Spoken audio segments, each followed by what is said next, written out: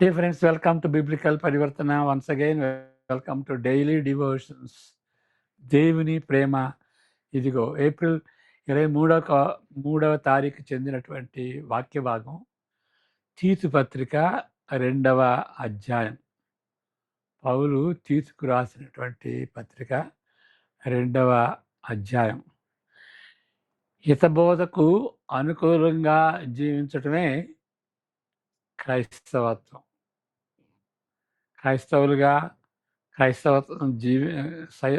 క్రైస్తవులుగా జీవించాలి అని అంటే హితబోధకు అనుకూలంగా జీవించడమే. కాబట్టి ఈ అధ్యాయంలో ఉన్నటువంటి ఆ మాట అర్థం ఏంటో తెలుసుకోవాలి. ప్రార్థన చేసుకుందాం. May the words of my mouth and the meditation of our hearts be acceptable in thy sight, our rock and redeemer. Amen. హితబోధను ప్రకటించమని 2 తిమోతి 4లో పౌలు తన చదువర్లను హెచ్చరిస్తున్నాడు. అది ఏప్రిల్ 21న మనం చూస్తే దాని గురించి ఎక్స్ప్లెయిన్ చేశాం. ఇక్కడ అంటే హితబోధను ప్రకటించమని చెప్పాడు. ఇక్కడ తీతు 2లో హితబోధకు అనుకూలమైన సంగతులను బోధించుము. ఏంటి దానికి దీనికి అంటే హితబోధకు అనుకూలమైన అనేటువంటిది ఇక్కడ చేర్చబడింది. హితబోధను ప్రకటించాలి, ఇక్కడ దానికి అనుకూలంగా అయినటువంటి సంగతులను బోధించాలి. దీని తరువాతనున్న వచనాల్లో దీని అర్థం ఏంటో మనకి తెలుస్తుంది. 2:1లో హితబోధకు అనుకూలమైన సంగతులను బోధించమని. ఈ 2వ వచనం నుండి ఏంటి దాని గురించి దీని అర్థం ఏంటో మనకి కనిపిస్తుంది. చదువుకుందాం. తీతు 2వ అధ్యాయం 1 నుండి 10 వరకు చదువుకుందాం. నీవు బోధకనుకూలముగా, మరలా 1వ వచనం, హితబోధకు అనుకూలమైన సంగతులను బోధించుము.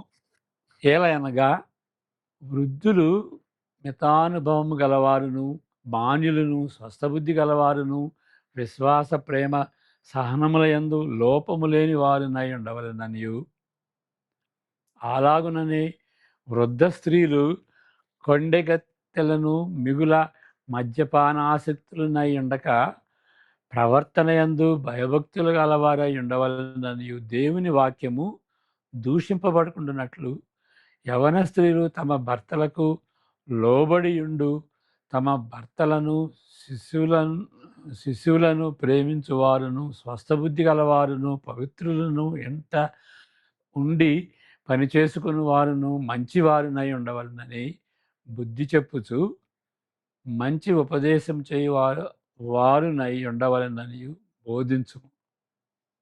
అటువలనే స్వస్థబుద్ధి గలవారై ఉండవలనని యవన పురుషులను హెచ్చరించుము. పరపక్షమందుండువాడు మనలను గూర్చి చెడు మాట దేనియు చెప్పనేరక సిగ్గుపడినట్లు, మరలా చదువుతాను.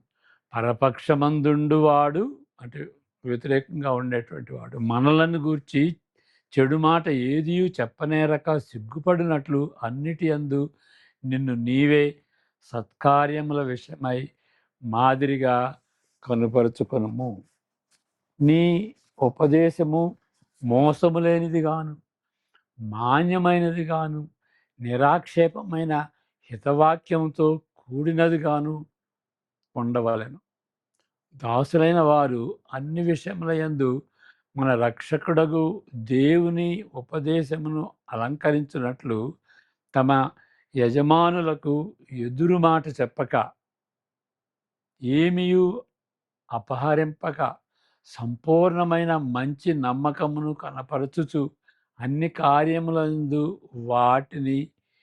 వారిని సంతోషపెట్టుచు వారికి లోబడి ఉండవలనని వారిని హెచ్చరించుము.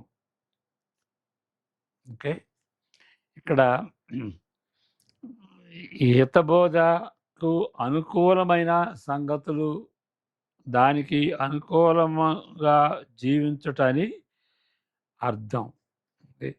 హితబోధకు అనుకూలమైన సంగతులు అనగా దానికి అనుకూలముగా, ఈ హితబోధకు అనుకూలంగా జీవించుట అని పౌలు అర్థం.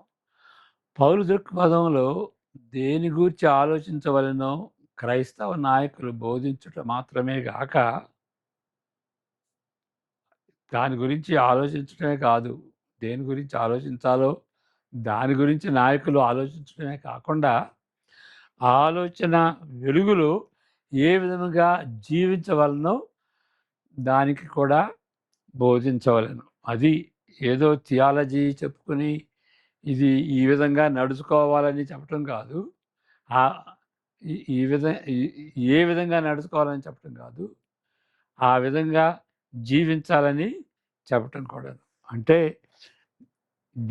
దీని అర్థం ఏంటో చెప్పటమే కాదు, ఆ విధంగా జీవించేటటువంటి రీతిగా దాన్ని బోధించాలి.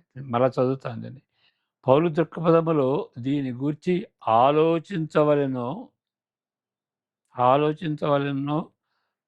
దేని గూర్చి ఆలోచించవలెనో క్రైస్తవ నాయకులు బోధించుట మాత్రమే కాక, ఆ ఆలోచన వెలుగులో ఏ విధముగా జీవించవలెనో కూడా బోధించవలెను. ఇప్పుడు క్రైస్తవత్వం గురించి ఏంటి డిఫెండ్ చేసేది?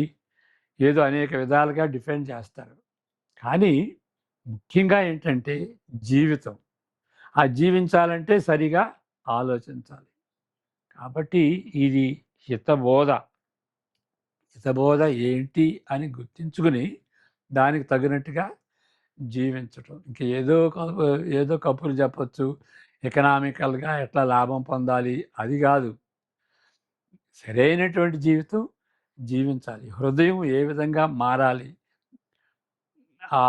అలాంటి హితబోధకు అలాంటి హితబోధ చేయటం, దానికి తగినట్టుగా జీవించటం.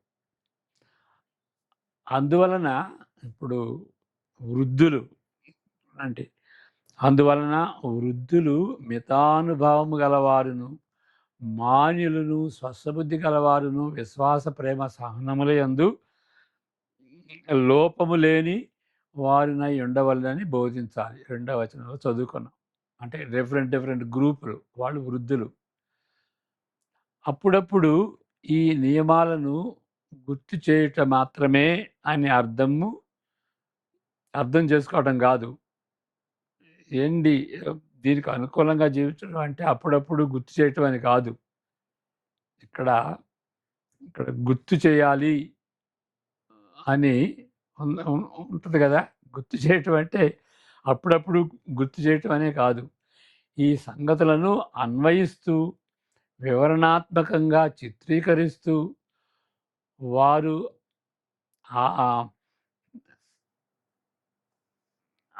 అనుగ్రహించినట్లు చెప్పవలెను. అదేవిధంగా వృద్ధ స్త్రీలకు, యువతులకు, యువకులకు, బానిసలకు అది బోధించాలి.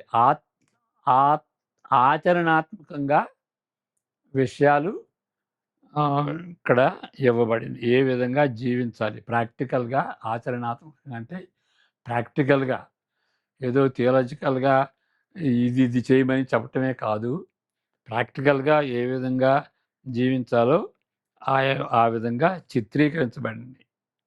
అంటే దాన్ని అప్లై చేసుకోవాలి. వాటిని గుర్తు చేయటం ఏంటి అని అంటే ఏదో ఆ మాటలు చెప్పటం అనే అర్థం కాదు. వాటిని అన్వయిస్తూ ఏ విధంగా అప్లై చేసుకోవాలి, మరలా ఇలస్ట్రేషన్ ఇస్తూ ఈ విధంగా అని. ఇలస్ట్రేషన్ అంటే మన ప్రాక్టికల్ జీవితంలో ఉన్నటువంటి ఈ విధంగా మన జీవితాలకు అన్వయించుకోవాలి అని. లేకపోతే వేరే వాళ్ళు ఏ విధంగా అన్వయించుకున్నారు, ఇలస్ట్రేషన్స్ చాలా అవసరం అన్నమాట. అనుగ్రహించినట్లు చెప్పాలి. అనుగ్రహించినట్లు ఇక్కడ అనుగ్రహించినట్లు. అయినప్పటికీ ఈ హెచ్చరికలు వివిధ వర్గాల ప్రజలకు విద్యను అందించే విడివిడి మార్గములు కావు. ఈ గ్రూప్ లాగా ఈ గ్రూప్ వాళ్ళు ఈ విధంగా చేయాలి, ఈ గ్రూప్ వాళ్ళు ఈ విధంగా చేయాలి అని చెప్పినప్పటికీ ఈ గ్రూపులన్నిటికీ కామన్గా ఉండేటువంటి హెచ్చరికలు ఉంటాయి. ప్రతి గ్రూప్ వాళ్ళు కూడాను క్రైస్తవులుగా జీవించాలి. వాళ్ళకి కామన్గా ఉండేటువంటివి కొన్ని ఉంటాయి అన్నమాట. నెల ఇక్కడ చదువుతాను. అయినా ఈ హెచ్చరికలు వివిధ వర్గాల ప్రజలకు, వివిధ గ్రూపులో ఉన్నటువంటి ప్రజలకు విద్యను బోధించడమే కాదు, విడివిడి మార్గములుగా ఉండటమే కాదు, లేదా సువార్తకు కలుపుతున్న విషయములు కూడా కావు. అంటే దాని అర్థం ఏంటి అంటే, ఇది సువార్త చెప్పిన తర్వాత ఇవి కూడా వృద్ధులకి, ఈ యవనస్తులకి ఈ విషయాలు కూడా కలపాలి అని కాదు. ఇవి సువార్తకి ఎంటైల్మెంట్స్ అంటారు. అంటే సువార్తను పొందుకున్నటువంటి వాళ్ళు, సువార్తను విని అన్వయించుకునేటువంటి వాళ్ళు వాళ్ళ జీవితాల్లో చూయించుకోవాలి. కాబట్టి దీన్ని ఎంటైల్మెంట్ అంటారు. అది సువార్త కాకపోవచ్చు. సువార్తని పొందినటువంటి వాళ్ళు వాళ్ళకి తప్పనిసరిగా వాళ్ళ జీవితంలో చూయించవలసినటువంటి లక్షణాలు. ఆ విధంగా మనం గ్రహించాలి. అంతేగాని సువార్తకి కలిపినటువంటి విషయాలు అని ఆ విధంగా మనం అర్థం చేసుకోకూడదు. ఇక్కడ చెప్పబడిన దానికి ఇది చాలా దూరంగా ఉంటుంది. అంటే ఇట్స్ ఫార్ ఫ్రమ్ ఇట్. ఈ విభిన్నమైన గుంపులపై వేయబడిన బాధ్యత కేవలము సువార్తను ఆచరణలో పెట్టుటయే. దాని ఎంటైల్మెంట్ అంటారు. సువార్త పొందినటువంటి రీతిగా సువార్తను అనుసరిస్తున్నాడు, సువార్తను విన్నాడు, సువార్త చెప్పినట్టుగా ఆయన నమ్ముతున్నాడు అని ఎట్లా అర్థమవుతుంది? దానికి తగినట్టుగా ఆచరణలో వాటిని పెడితేనే. కాబట్టి దీన్ని ఎంటైల్మెంట్ అంటారు. టెయిల్ లాగా. కోతికి తోక లేకపోతే దాని కోతి ఎట్లానో అలాంటి ప్రవర్తన లేకపోతే, ఇలాంటి ప్రవర్తన లేకపోతే వాడు క్రైస్తవుడు కాదు అన్నట్లుగా. లేకపోతే ఇది లేకపోతే సువార్త కాదు అన్నట్లుగా. వాటిని ఎంటైల్మెంట్ అంటారు. బాధ్యత కేవలం సువార్తను ఆచరణలో పెట్టుటయే. క్రింది వచనాలు దీనిని స్పష్టం చేస్తున్నవి. సాంప్రదాయపరంగా రక్షణకు, అంటే ఈ ఇటాలిక్స్ గురించి చెప్తున్నాడు. దేవుని కృప, సత్క్రియలు, ఇవి ఇటాలిక్స్లో ఎందుకున్నాయి అని అంటే, సాంప్రదాయపరంగా రక్షణకు సంబంధించిన పదజాలము ఇటాలిక్స్లో సూచిస్తున్నాను. అంటే ఆ సువార్తను పొందితే ఈ విధంగా ప్రవర్తన ఉండాలి, ఈ విధంగా ఆచరణ ఉండాలి అనేటువంటి రీతిగా చెప్తున్నాడు. ఇక్కడ ఏలయనగా సమస్త మనుష్యులకు రక్షణకరమైన దేవుని కృప ప్రత్యక్షమై మనము భక్తిహీనతను, ఇహలోక సంబంధమైన దురాశలను విసర్జించి, ఇక్కడ దేవుని కృపను పొందాం. రక్షణని ఒక విధంగా చెప్పాలి అంటే అది దేవుని కృప. అది ప్రత్యక్షమై మనము భక్తిహీనతను, ఇహలోక సంబంధమైన దురాశలను విసర్జించి శుభప్రదమైన నిరీక్షణ నిమిత్తము అనగా మహాదేవుడును మన రక్షకుడునైన యేసుక్రీస్తు మహిమ యొక్క ప్రత్యక్షత కొరకు ఎదురు చూచుచు ఈ లోకములో స్వస్థబుద్ధితోనూ నీతితోనూ భక్తితోనూ బ్రతుకుచుండవలెనని మనకు బోధించుతున్నది. ఆయన సమస్తమైన దుర్నీతి నుండి మనలను విమోచించి, ఇక్కడ చూడండి, సత్క్రియలయందు ఆసక్తి గల ప్రజలను తన కోసరము పవిత్రపరచుకొని తన సొత్తుగా చేసుకొనుటకు తన్ను తానే మనకు అర్పించుకొనెను. దీనికి కనెక్షన్ చూడండి. ఇది రక్షణకు సంబంధించింది. యేసుక్రీస్తు తనకు తాను అర్పించుకున్నాడు. ఎందుకు? సత్క్రియల యందు ఆసక్తి గల ప్రజలమై ఉండటానికి, తన కోసరము పవిత్రపరచుకొని తనకు తన తన కోసం ప్రజల్ని పవిత్రపరచుకున్నాడు. తన సొత్తుగా చేసుకున్నటకు తానే మన కొరకు అర్పించుకొనెను. ఇది కొంచెం ఈ 11 నుండి 14 వచనాలు కొంచెం కాంప్లికేటెడ్‌గా ఉండొచ్చు. దానిలో ఉన్నటువంటి లాజిక్ ఈ విధంగా ఉంటుంది. అది సరిగా అర్థం చేసుకుంటే దానిలో ఉన్నటువంటి లాజిక్ అంటే ఆలోచన క్రమము ఈ విధంగా ఉంటుంది. ఈ వచనాల్లోనున్న ఆలోచన క్రమము స్పష్టంగా ఉంటున్నది. ఏంటి ఆ క్రమం ఏంటి? ఈ పాపలోకంలో భక్తి గల జీవితమును జీవించుటకు లేకపోతే యేసుక్రీస్తు తనను తాను అప్పగించుకొనిన ఎడల, మరల చెప్తాను, ఈ పాపలోకములో భక్తి గల జీవితం జీవించుటకు యేసు తనను తాను, అంటే ఆ విధంగా జీవించడానికి, మనం జీవించడానికి యేసు తనను తాను అర్పించుకొనిన ఎడల, లేకపోతే అప్పగించుకొనిన ఎడల, దానికి అతను కమిట్ చేసుకున్న ఎడల, మనము కూడా అలాంటి జీవితము ఏదో ఏంటి? ఎందుకంటే యేసుక్రీస్తు చనిపోయింది అలాంటి జీవితం జీవించటం కోసం. కాబట్టి మనం కూడా అలాంటి జీవితం ఏంటి అని తెలుసుకోవాలి ముందు. అంతేకాదు దాన్ని అలాంటి జీవితం ఏదో నిర్ణయించుకుని అంతవరకే ఆపటం కాదు. ఆ విధంగా అలాంటి రీతిగా జీవించాలి. జీవించడానికి అప్పగించుకోవాలి. యేసుక్రీస్తు ఏ విధంగా అప్పగించుకున్నాడో మనం కూడా అప్పగించుకోవాలి.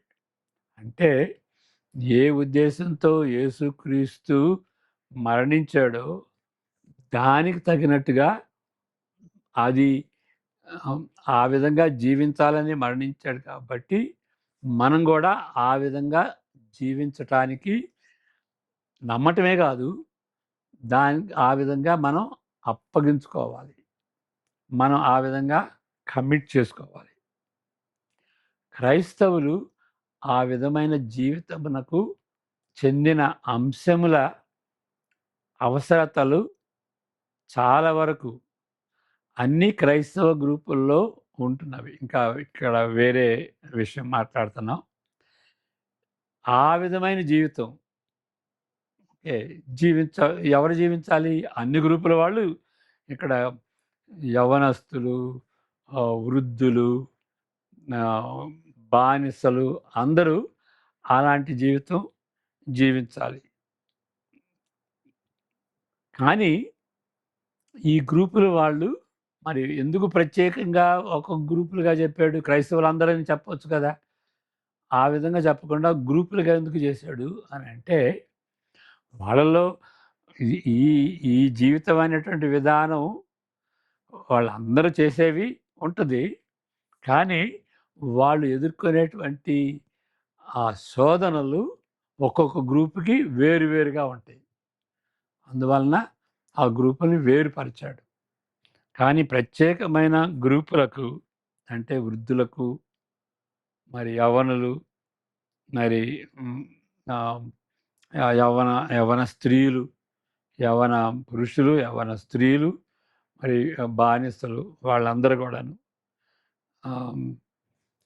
చెందినవారు ప్రత్యేకమైన శోధనలు వారిని వెంటాడును. కాబట్టి ఆ గ్రూపులుగా చేశాడు.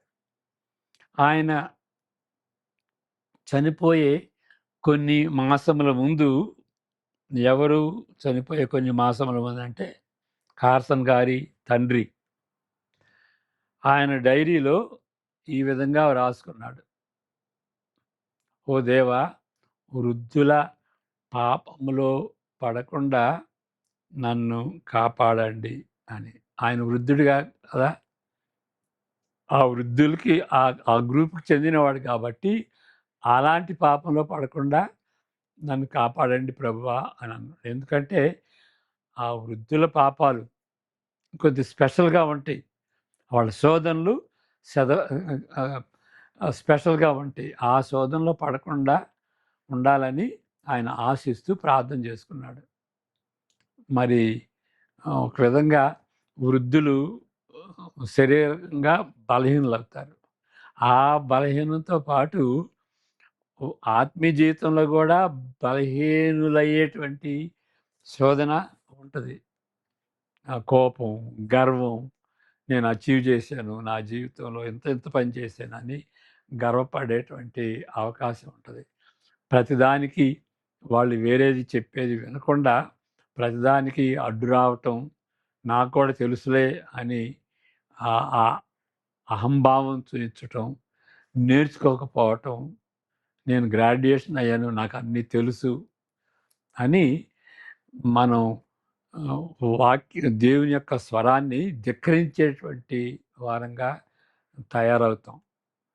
అలాంటి పాపంలో పడకుండా వృద్ధాప్యానికి సంబంధించినటువంటి ఆ శోధనలో పడకుండా నన్ను కాపాడండి ప్రభువా అని కార్సన్ గారి తండ్రి ఆ విధంగా ప్రార్థన చేసుకున్నాడు. అది ఆయన కూడాను కార్సన్ గారు కూడాను తనకు తాను అప్లై చేసుకుంటున్నాడు. ఏమని? ప్రస్తుతము మధ్య వయస్సు గల పాపము నుండి రక్షింపబడవలసిన అవసరత అతని డైరీలో కలిగి ఉన్నట్లు అతని డైరీలో కలిగి ఉన్నట్లు ఆయన కూడాను నేను కూడా ఆ విధంగా ప్రార్థన చేసుకుంటాను అది అన్నట్లుగా అక్కడ ఉంటుంది. ప్రస్తుతము మధ్యవర్తుల పాపము నుండి నేను అనేది ఇక్కడ పెడితే బాగుంటుంది. నేను రక్షింపబడవలసిన అవసరత అని డైరీలో నేను రాసుకోగలిగినట్లుగా అనేటువంటిది. అంటే ఆ యవ్వన ఆ మిడిల్ ఏజ్ పాపం నుండి కార్సన్ గారు రక్షింపబడినట్లుగా ప్రార్థన చేసుకుంటారు. అంటే ఒక్కొక్క గ్రూప్కి ఒక రకమైనటువంటి శోధన ఉంటుంది. మరి అపోస్తుడైన అదే దావీదు మహారాజు కూడా ప్రార్థన చేసుకున్నాడు. Lord please save me from the since of my youth అంటాడు. నేను యవనస్తుడిగా ఉన్నటువంటి ఆ యవనస్తుల పాపంలో నేను పడకుండా నన్ను కాపాడమని ఆయన ప్రార్థన చేసుకుంటాడు. ఆ విధంగా కార్సన్ గారు, మరి కార్సన్ గారి ఫాదరు ఆ విధంగా ప్రార్థన చేసుకుంటారు.